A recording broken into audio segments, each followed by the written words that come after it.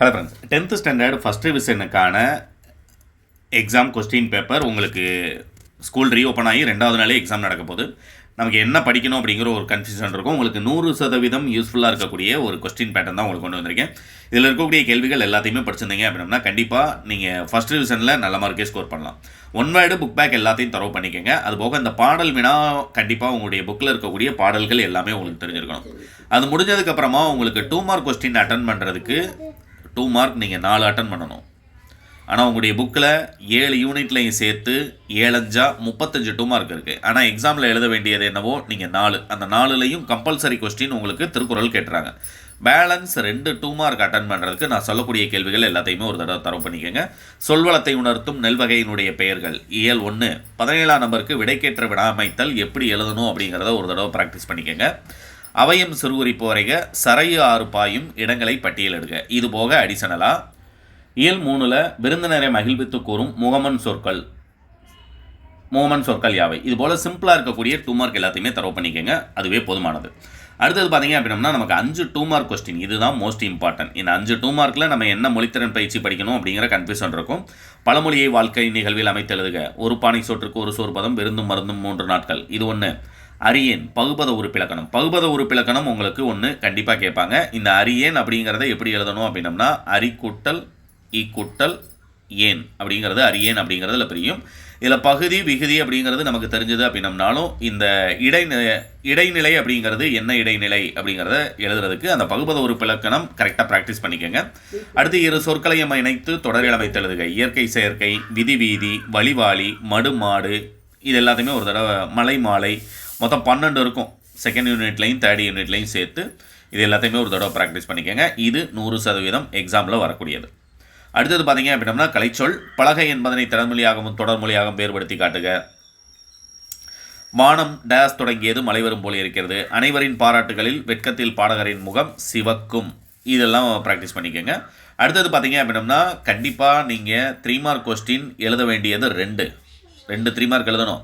ஆனால் இதில் உரைப்பத்தி ஒரு பேராகிராஃப் கொடுத்து 3 கொஸ்டின், இது ஒன்று கேட்டுறாங்க. பேலன்ஸ் 1 எழுதுறதுக்கு முதல் 3 இயலில் இருக்கக்கூடிய 3 மார்க் கொஸ்டின் சிறுவினாவை படித்தீங்கனாலே 100% போதுமானது. எழுத வேண்டிய ஒரு 3 மார்க் அட்டன் பண்ணிடலாம். செய்யலையும் சரி, உரைநடையிலையும் சரி.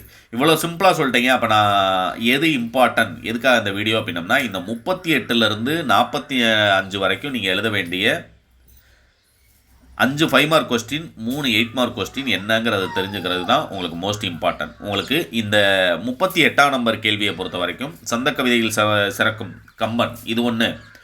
இயல் 3ல் இருக்கக்கூடிய இறைவன் இடைக்காடன் புலவன் குரலுக்கு செவிசாய்த்த நிகழ்வு, அந்த ஒன்று. புரியுங்களா? அடுத்தது பார்த்தீங்க அப்படின்னா சிலப்பதிகாரத்தில் இருக்கக்கூடிய ஒரு நெடுவினா. இது 2ம் படிச்சிருந்தீங்க அப்படின்னா எழுத வேண்டிய 2மே உங்களால் எழுத முடியும். சிலப்பதிகாரத்தில் மருவூர் பாக்கத்தினுடைய வணிக வளாகங்களை இக்கால வணிக வளாகங்களோடு ஒப்பிட்டு எழுதுக. அடுத்தது இந்த 39ல் கடிதத்தை பொறுத்த வரைக்கும் மாநில அளவில் கலைத்திருவிழா சென்று வந்த நிகழ்வு கலையரசன் பட்டம், இது ஒன்றும். மரம் இயற்கையின் வரம் என்னும் தலைப்பில் கட்டுரை போட்டியில் கலந்து கொண்ட நண்பனை வாழ்த்தி வாழ்த்து மடல் 2. 3வதா உணவு விடுதியொன்றில் வழங்கப்பட்ட உணவு பாதுகாப்பற்றதாகவும், அடுத்ததா உங்கள் தெருவில் மின்விளக்கு பழுது பார்த்தல் வேண்டி மின்வாரிய அலுவலருக்கு கடிதம். இந்த 4ம் படிச்சிருந்தீங்கன்னா 39 அட்டன் பண்ணலாம். 40ஆம் நம்பருக்கு கவிதை, 41க்கு உங்களுக்கு படிவம், 42ல் உங்களுக்கு ஜென்ரல் கொஸ்டின். ஆக்சுவலாக இது 3 கேட்பாங்க. இன்சொல் வழி தீய சொல்வழி, இது ஒன்று.